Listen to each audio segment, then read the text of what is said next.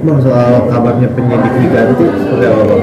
Oh itu terkait dengan pengaduan ya, pengaduan Niki yang dikabulkan. Saya pikir saya tidak mau membahas itu lagi karena itu adalah persoalan yang berbeda dan kontradiktif. Kalau saya bahas itu, di mana saat ini saya membahas bagaimana proses Niki tidak dilakukan penahanan.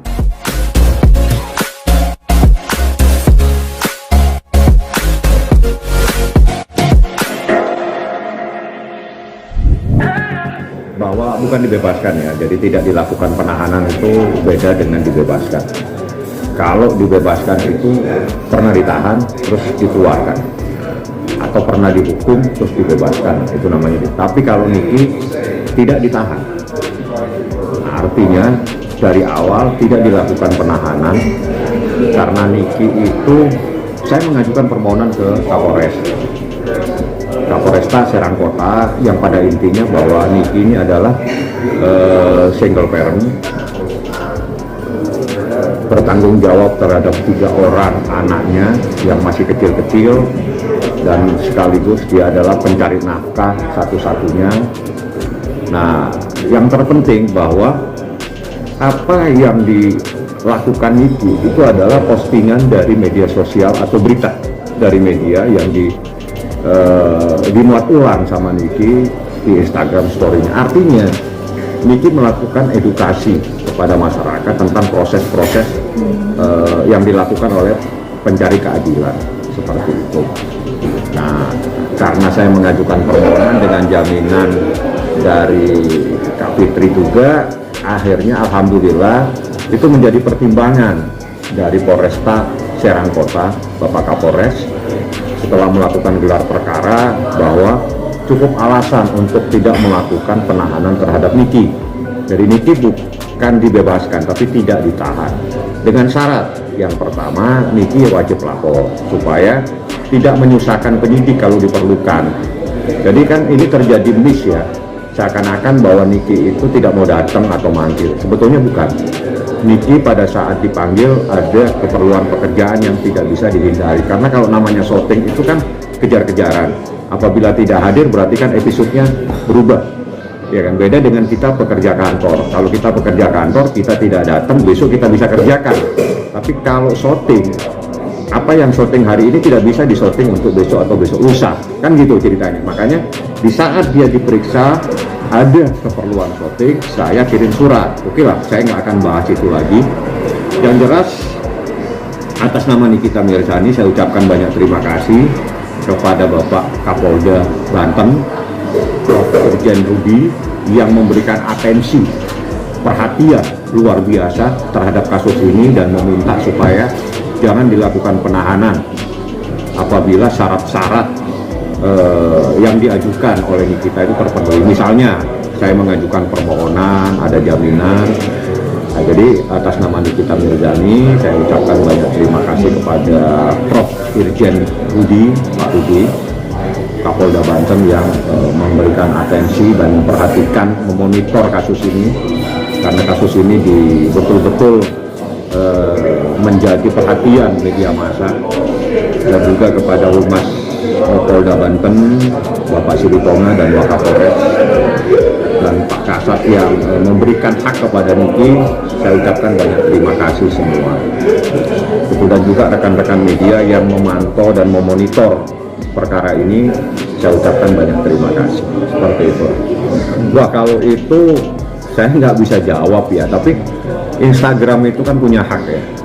Kalau dianggap bahwa ada sesuatu yang bisa perlu untuk di-tag, bahasanya take down ya, di-take down, nah kita nggak bisa apa-apa. Tapi Niki bisa membuat Instagram baru lah kalau memang itu, atau mungkin dengan cara yang bagaimana bisa di-on-kan kembali, diaktifkan kembali. Saya nggak bisa menjelaskan itu, karena pada saat kejadian, di saat Niki ditangkap dan dibawa, jadi saya tegaskan Niki bukan ditangkap untuk ditahan, ditangkap untuk diperiksa di Polresta Serang Kota, dan saya dampingi sampai malam. Akhirnya ditunda, kemarin dilanjutkan, dan setelah itu dia lakukan gelar. Dengan saya mengajukan permohonan untuk tidak dilakukan penahanan, itu disetujui. setujui dan alhamdulillah Niki tidak ditahan. Jadi bukan dibebaskan tapi tidak ditahan seperti itu. Wajib lapor itu datang lah ya pada jam kantor. Jadi dalam tenggang waktu jam-jam itu Niki harus hadir memperlihatkan diri. Biasanya itu nanti dibuatkan berita acara. Misalnya tanda tangan, saya hari ini datang tanda tangan. Palingnya ngobrol aja.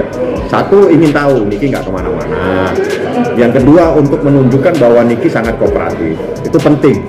Karena ini kan ada miskomunikasi lah. Niki seolah-olah kan susah untuk ke Polres kan, Polres Serangkota. Enggak sebetulnya. Karena pada saat Niki disuruh datang, Niki ada shooting. Nggak ada. Harinya sepanjang hari kerja, berarti Senin sampai Jumat. Nah, tapi tidak bisa dong, ujuk-ujuk tiba-tiba lah bahasanya, tiba-tiba datang ke Polres Serangkota. Ya minimal ngasih tahu, hari ini saya jam sekian insya Allah datang untuk memenuhi kewajibannya untuk wajib lapor. Dan itu udah menjadi syarat, salah satu syarat yang harus dilakukan adalah melakukan wajib lapor. Hari ini mau datang, hari ini terus tiba-tiba datang ya, minimal ngasih tahu lah, saya hari ini nggak bisa, saya minta waktu besok, beritahu. Tapi dalam waktu seminggu ini wajib sekali datang untuk memperlihatkan Niki tidak kemana-mana.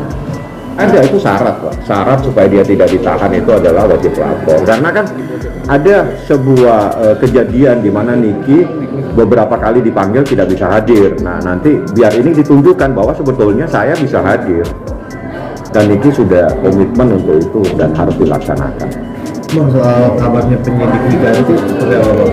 Oh itu terkait dengan pengaduan ya, pengaduan Niki yang dikabulkan. Saya pikir saya tidak mau membahas itu lagi karena itu adalah persoalan yang berbeda dan kontradiktif.